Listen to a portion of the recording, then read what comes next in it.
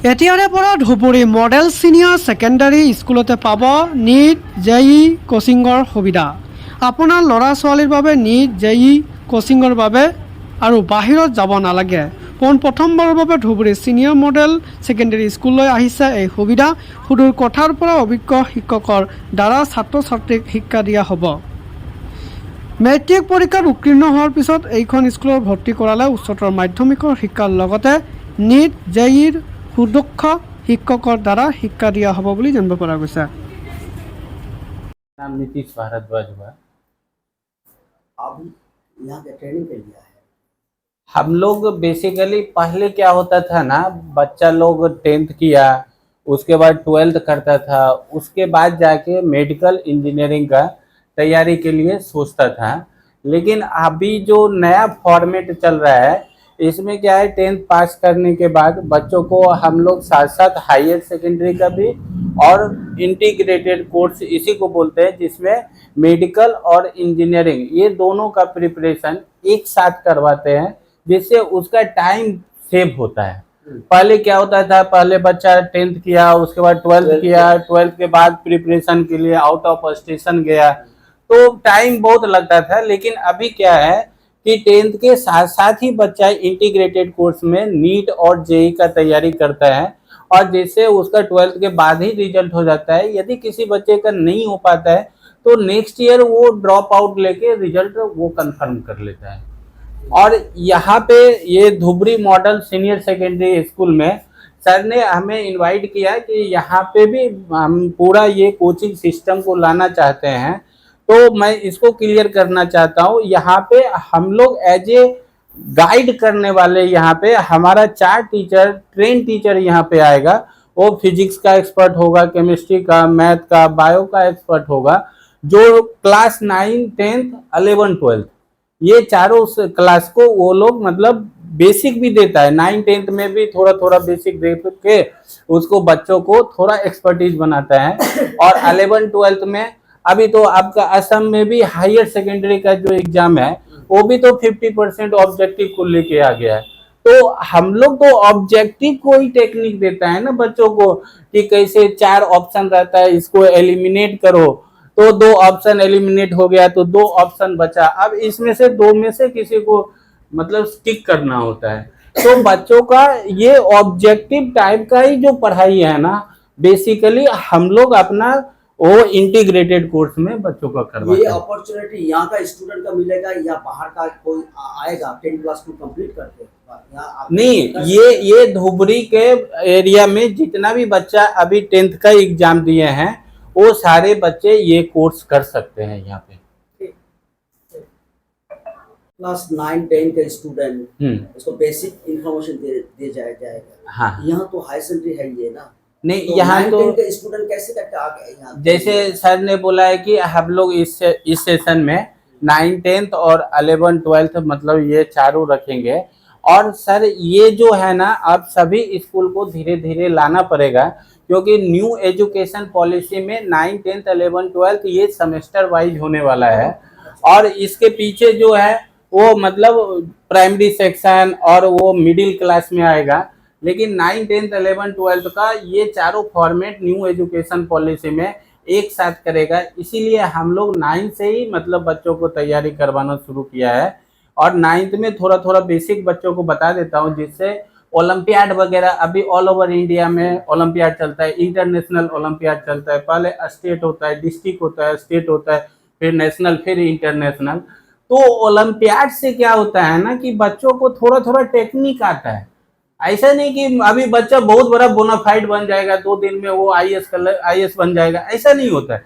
लेकिन वो क्या होता है ना, वो सब्जेक्ट को समझने का कोशिश करता है, उसका स्किल बड़ा होता है, वो थोड़ा मतलब थिंकिंग पावर बढ़ता है, जिससे वो धीरे धीरे करके जाके वो अभी ओलंपियाड में सारे सब्जेक्ट है। तो ओलंपियाड होने से क्या होता है कि बच्चों का फायदा होता है। वो साइंस भी उसमें है, सोशल साइंस भी है, कंप्यूटर भी है, इंग्लिश भी है, सारे सब्जेक्ट को लिया गया है। तो उससे छोटा 5 से शुरू हो गया है ये चीज। अभी आप मतलब इंडिया में क्लास 5, 6 से मतलब शुरू हो रहा है। जूनियर ओलंपियाड, सीनियर ओलंपियाड ऐसा होता है। तो ओलंपियाड से बच्चों का सब्जेक्ट के प्रति इंटरेस्ट भी जगता है और थिंकिंग पावर भी बढ़ता है। ये फर्स्ट टाइम धुबरी में है। I don't know about this thing, Dhubri में और कोई मतलब इतना डेप्थ में कोई सोच के कर रहे होंगे, अभी हमें उतना आइडिया धुबरी का प्रॉपर नहीं है।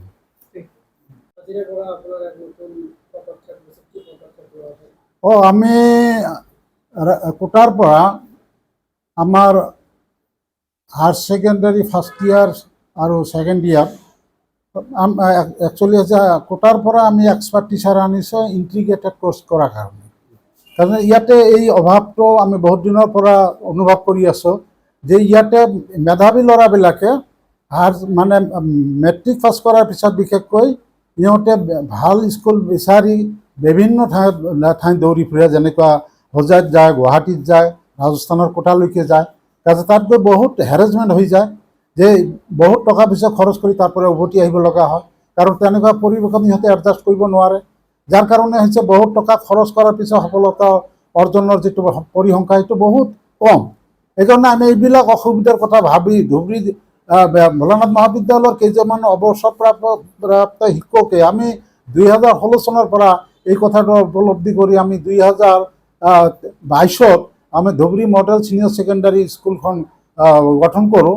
আৰু তেতিয়াৰ পৰা আমাৰ এটা লক্ষ্য আছিল যাতে আমি যে বাহিৰৰ পৰা শিক্ষক আনি ইয়াতে আমাৰ ল'ৰা ছোৱালীবিলাকক উন্নত মানৰ শিক্ষা দিব পাৰোঁ। এই কথাবিলাক চিন্তা কৰি থাকি আমি এই বছৰ যে ৰাজস্থানৰ কোটাৰ এক্সপাৰ্ট টিচাৰ আমি 4জন আনিছোঁ। এই 4জনে মাধ্যমত ধুবুৰী মডেল ছিনিয়ৰ ছেকেণ্ডাৰী স্কুলত এই বছৰৰ পৰা ইণ্টিগ্ৰেটেড কোৰ্চ আৰম্ভ কৰা হৈছে।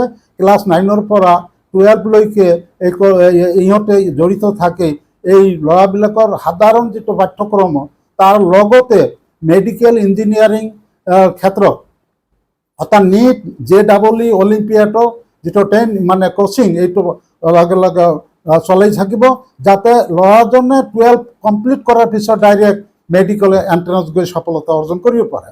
কাজে দীৰ্ঘদিনীয়া কামনা আমাৰ এইটো। মই অত্যন্ত আশাবাদী যে আমি যদি এই অৱস্থাটো চলাই থাকিব পাৰোঁ তেতিয়াহ'লে ধুবুৰী জিলাৰ বা ধুবুৰী অঞ্চলৰ এই দুখীয়া ল'ৰাবিলাকক মেডিকেল আৰু ইঞ্জিনিয়াৰিঙক কম পইচাতে সিহঁতে সফলতা অৰ্জন কৰিবলৈ সক্ষম হ'ব। কাৰণ এইটো আমাৰ এইটো আকাংক্ষা আছিলে আৰু এইবাৰ আমি সূচনা কৰিছোঁ। মই এই ক্ষেত্ৰত ধুবুৰীবাসী লোকৰ সহায় সহযোগিতা কামনা কৰিছোঁ। আপোনালোকে যদি আমালোকক সহায় কৰে, আপোনালোকে যদি আগবাঢ়ি আহে, তেতিয়াহ'লে আমাৰ লোৱাৰ বদলিতে যে কোটাৰ এক্সপাৰ্টৰ টিচাৰবিলাক আহিছে, যি টিচাৰবিলাকৰ শিক্ষা লাভৰ কাৰণে আমি কোটাত যাওঁ, আমি ৰাজস্থানত যাওঁ, আমি হোজাইত যাওঁ, আমি বিভিন্ন জেগাত দৌৰি ফুৰোঁ, এতিয়া আৰু প্ৰয়োজন নহ'ব। মই ভাবোঁ যে এইটো আমাৰ ধুবুৰীবাসীৰ মানুহৰ কাৰণে এটা সুন্দৰ এটা অপৰচুনিটি। এইটো যদি এভইড কৰা হয় তেতিয়াহ'লে এইটো ধুবুৰীত প্ৰথম কৰা হৈছে। ইয়াতে আমাৰ আজি নতুন শাসনৰ পৰা আৰম্ভ হ'ব। আজি আমাৰ এণ্ট্ৰেন্স আছিলে, যোৱাকালি আমাৰ যেহেতু ৰিজাল্ট হ'ল, এই ৰিজাল্টৰ কাৰণে আজি প্ৰায়বোৰ স্কুলত নিজস্ব মানে প্ৰগ্ৰামৰ কাৰণে বহুতে আহিব পৰা নাই, তথাপি আমাৰ বহুত ষ্টুডেণ্ট আজি পৰীক্ষা দি গ'ল। আমি আশাবাদী যে আমাৰ যিটো আমন্ত্ৰণ, আমাৰ যিটো মেছেজ, এই মেছেজক আকৃষ্ট হৈ বহুত ল'ৰাই এইবাৰ এডমিশ্যন ল'ব। আমাৰ এডমিশ্যন চিষ্টেমটো আমি আমাৰ যেনেকুৱা হেৰি হৈছে দুটা ধৰণেৰে হ'ব। আমি এটা নৰ্মেল এডমিশ্যন হ'ব, এটা ইণ্টিগ্ৰেটেড কোৰ্চত কৰা হ'ব। যে নৰ্মেল যিটো আমাৰ হয় এই যে তেনেকুৱাভাৱে হ'ব, অন্যান্য বছৰৰ দৰে হ'ব। এতিয়া ধৰক মেট্ৰিক পাছ কৰাবিলাকে আমাৰ 11ত এডমিশ্যন ল'ব। এইটোৰ আমাৰ ফিজ পেটাৰ্ণটো অলপ কম আছে। আৰু যিটো ইণ্টিগ্ৰেটেড কোৰ্চ কৰা হ'ব, ইণ্টিগ্ৰেটেড কোৰ্চত আমি 75,000 ইয়াৰলি ফিজ এটা ধাৰ্য কৰিছোঁ আৰু ইহঁতৰ টেবলেট দিয়া হ'ব।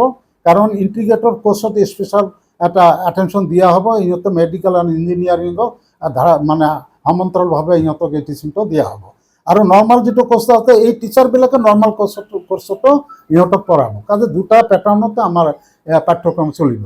এটা হ'ল স্পেচিয়েল কেটাগৰীত আমাৰ ইণ্টিগ্ৰেটেড কোৰ্চ আৰু এটা হৈছে নৰ্মেল কোৰ্চ। কাৰণ আমাৰ এক্সপাৰ্ট টিচাৰবিলাকে ইণ্টিগ্ৰেটেড কোৰ্চতো ক্লাছ কৰিব আৰু নৰ্মেল কোৰ্চতো ইহঁতে ক্লাছ কৰিব। এইখিনি আমাৰ লক্ষ্য। এতিয়া মই সকলোৰে সহযোগিতা কামনা কৰিছোঁ যাতে আগবাঢ়ি আহি এই সুবিধাটো গ্ৰহণ কৰে, যাতে আমি এই ল'ৰাবিলাকে কম খৰচতে আমাৰ যেনে মেডিকেল ইঞ্জিনিয়াৰিঙৰ ক্ষেত্ৰত সফলতা